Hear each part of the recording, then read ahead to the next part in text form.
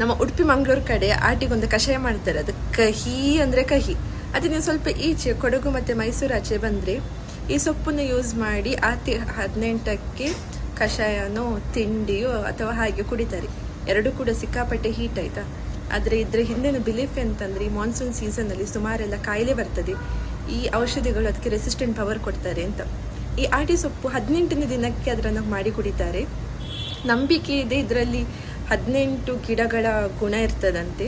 ಒಂದೊಂದು ದಿನಕ್ಕೂ ಒಂದೊಂದು ಹೊಸ ಹೊಸ ಗುಣ ಸೇರ್ಪಡುವಿಕೆ ಆಗ್ತದೆ. 18ನೇ ದಿನಕ್ಕೆ ಅದಕ್ಕೆ ಎಲ್ಲ ಗುಣ ಒಟ್ಟಿಗೆ ಸೇರಿರ್ತದೆ ಮತ್ತು ಅದು ನೆಕ್ಸ್ಟ್ ಡೇ ಒಂದೊಂದು ಕಮ್ಮಿ ಆಗ್ತದೆ ಅಂತ.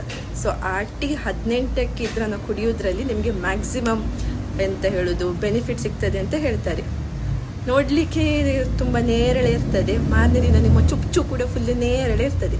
ಹಾಗಾಗಿ ನಮ್ಮ ಪೋಲಿ ಹುಡುಗರದು ಮಾರನೇ ದಿನ ಕಾಂಪಿಟೇಷನ್ ಇರ್ತದೆ, ಯಾರದು ಜಾಸ್ತಿ ನೇರಳೆ ಆಗಿದೆ ಅಂತ. ಗಂಡು ಮಕ್ಕಳಿಗೆ ಹೀಗೆಲ್ಲ ಅವ್ರಿಗೆ ಇದರಲ್ಲೆಲ್ಲ ತುಂಬ ಇಂಟ್ರೆಸ್ಟ್. ಈಗ ನೆಕ್ಸ್ಟ್ ಪ್ರಶ್ನೆ ಬರ್ತದೆ, ಮ್ಯಾಮ್ ನಿಮ್ಮ ಊರು ಯಾವುದು ಅಂತ. ನಾನು ಕನ್ನಡದವಳು, ನನ್ನ ಹೆಸರು ನ್ಯಾನ್ಸಿ ನೈಟಿಂಗೇಲ್. ಆಮೇಲೆ ಈ ವರ್ಷ ನನಗೆ ಕಷಾಯನೂ ಸಿಗಲಿಲ್ಲ, ಆಟಿ ಸೊಪ್ಪು ಸಿಗಲಿಲ್ಲ.